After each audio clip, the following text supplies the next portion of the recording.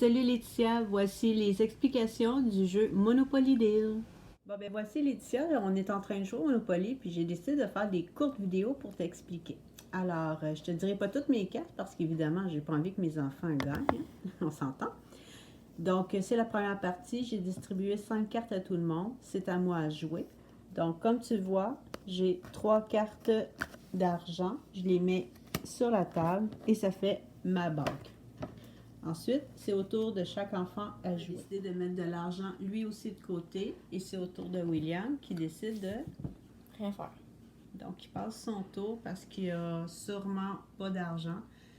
Puis, tant qu'à mettre des propriétés, quand tu n'as pas d'argent, c'est pas winner parce que si je réclame de l'argent, il va être obligé d'utiliser ses propriétés pour payer. Au tour de jouer, je vais piger mes 2 cartes du début. Donc, je suis rendue à 4 cartes. J'essaie de... Voici ce que j'ai.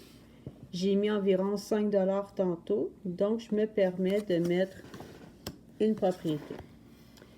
Je ne peux pas mettre ceux-là parce que c'est des cartes frimées et je n'ai pas la carte principale. Voici à quoi ça ressemble une carte principale.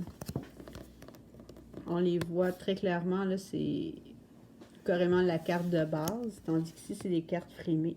Et ça, je ne peux pas les mettre, tant que je n'ai pas une carte de base de cette couleur-là ou de cette couleur-là. Je vais juste faire une petite précision. J'avais cette carte dans mon jeu et j'ai parlé des cartes frimées, puis je l'ai pointée. La seule raison que je l'ai pointée, c'est que je voulais pas que mes enfants sachent que j'avais cette carte qui vaut très cher. Donc, celle-ci, c'est une carte de base qui est excellente pour une collection, dans le fond. Mais je voulais pas la mettre tout de suite parce que je voulais pas me la faire voler. J'espérais d'attraper la suite. Dans le fond, comme tu vois, il y a un chiffre 2. Je voulais avoir la deuxième carte pour compléter la collection, pour éviter de me la faire voler, dans le fond. Fait que celle-ci n'est pas une carte frimée, mais bien une carte. Je n'ai joué qu'une seule carte sur les 3 que j'ai la possibilité de faire. Puis maintenant, c'est à Charles de jouer.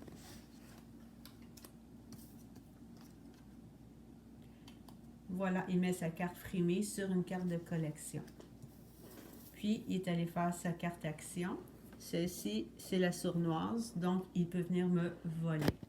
Comme je n'ai pas de je refuse, je ne peux rien faire. Je suis obligée de subir ce vol. Voilà, c'est au tour de William. Là, William, il doit avoir 7 cartes dans les mains. Il ne pourra plus piger.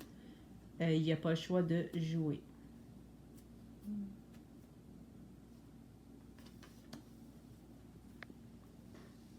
Il met sa carte frimée comme argent. Il n'a pas le droit de mettre de carte principale en argent. Donc, il est obligé de mettre sa carte principale en collection. Est-ce que tu joues d'autres choses? Non. Là, il est de retour à 5. Une autre précision aussi, tu as 2 sortes de cartes frimées. C'est juste que pendant le jeu, on n'a pas pigé celle-ci. Donc, celle-ci sert pour les 10 collections. Peu importe la couleur, ça va fitter avec, si on peut dire en bon français. Donc, celle-ci ne peut aller que pour le vert foncé et le bleu foncé. Il ne va pas pour les autres collections. Alors, c'est les grandes différences.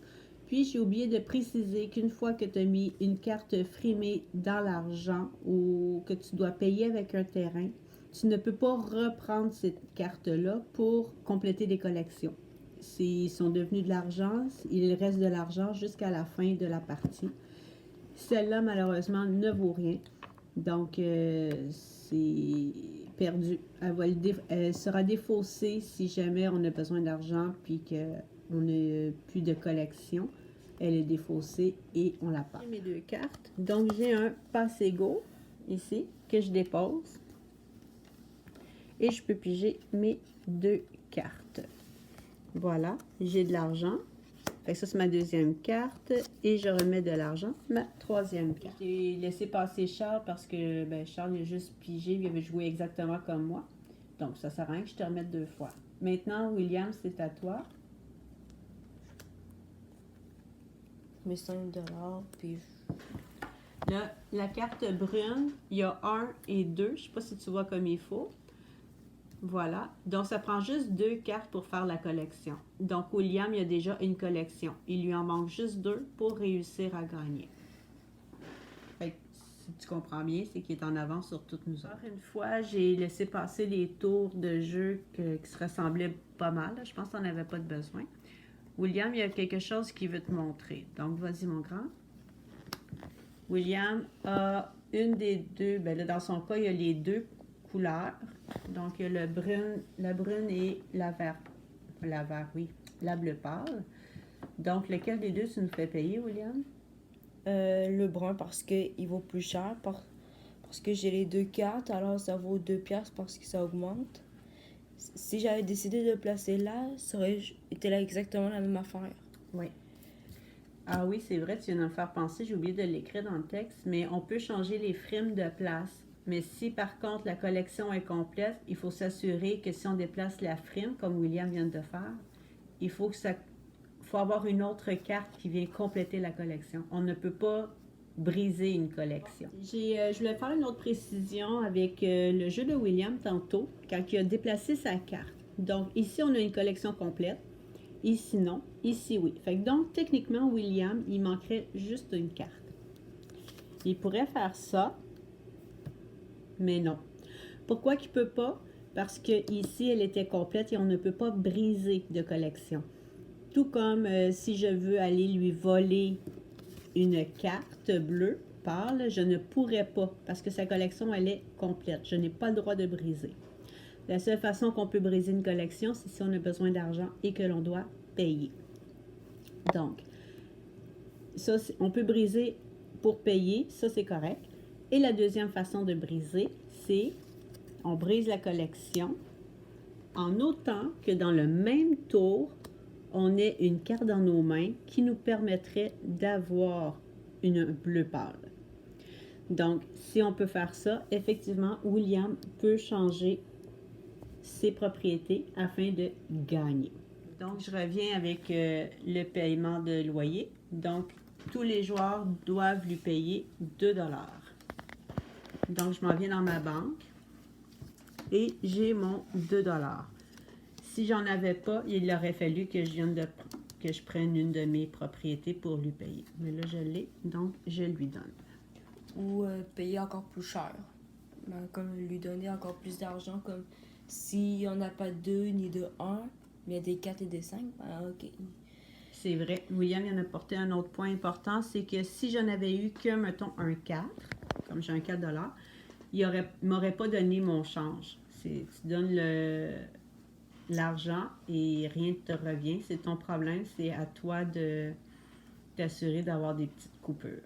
Donc, je vais utiliser ma carte marché sournois et je vais aller voler à Charles son chemin de fer. Et j'ai envie de mettre une maison. Mais je ne peux pas le faire. Pourquoi? Parce qu'on ne construit pas de maison sur les chemins de fer. Ça, c'est une petite explication. Là, je vais faire une entorse au jeu un peu. Donc, les maisons ne vont pas sur les lieux publics, que ce soit les chemins de fer ou les aqueducs puis l'électricité. Donc, par contre, les chemins de fer, ils iraient très bien sur la collection que William a. Puis s'il l'avait eu tantôt, il nous aurait fait payer 5 $, 3 $ parce que la maison vaut 3, plus son 2 $. Puis s'il y avait eu l'hôtel par-dessus, il en aurait rajouté un 4 $. Donc, ça leur a fait un 9 $ qu'on aurait dû lui payer. Et c'est la petite précision que je voulais te montrer. Donc, ça, je ne peux pas la mettre, étant donné qu'on ne met pas de maison sur un chemin de fer. Il y a d'autres tours qui ont passé. Comme tu vois, j'ai 2 collections complètes, soit la bleue, soit le chemin de fer. Il m'en reste juste une ici pour gagner. Charles, c'est à ton tour de jouer. Là, il met un briseur de marché. Il s'en vient voler mon marché, qui vaut, ça c'est la plus haute, là, qui vaut quand même 11 points en ce moment, 11 $. Et moi, je viens lui foutre un « je refuse ». Donc, ce qu'il fait, c'est qu'il me remet mon marché, puis lui, ben, il boude dans son coin. Maintenant, c'est à William de jouer. Lui, il y a un briseur de marché. Il vient prendre le mien. Comme je n'ai plus de « je refuse » dans mes cartes, comme tu vois, j'ai pas grand-chose. Lui, il y a 3 collections de 2 et c'est lui le gagnant. Donc, la partie, elle est finie. Je vais t'expliquer une dernière chose aussi avec les cartes actions hôtel et maison. Donc, comme j'ai expliqué tantôt, on ne peut pas les mettre ici parce que c'est des cartes publiques. Donc, on ne met pas de maison dans l'électricité, les pylônes électriques, ni les aqueducs. Mais on pourrait les mettre ici et ici sans problème parce que c'est des propriétés. Donc, ce que je voulais t'expliquer là-dedans, c'est on peut mettre une maison tout seul sans aucun problème. Donc, la maison ici, ça vaut 3, plus le 3 vaut 6 quand on fait payer. Ici, ça vaut 2, plus le 3, ça vaut 5. L'hôtel ne peut jamais aller comme ça. L'hôtel, c'est comme de vrais jeux Monopoly, ça prend absolument des maisons avant de construire un hôtel. Donc, l'hôtel tout seul, ça ne fonctionne pas. Doit toujours avoir la maison en premier. On peut les mettre dans le même tour, là, ça c'est pas un problème. Mais il doit toujours avoir une maison en premier et l'hôtel ensuite. Donc, ces deux-là, c'est 7 points, 4 plus 3. Donc, ici, on est rendu avec 10 points. Et ici, on serait rendu à 9 points. Voilà la petite précision pour les paiements de maison. Alors, c'était le jeu Monopoly Deal. J'espère que les explications vont t'aider. Si jamais tu as besoin de précision, n'hésite pas, ça me fait super plaisir de t'aider.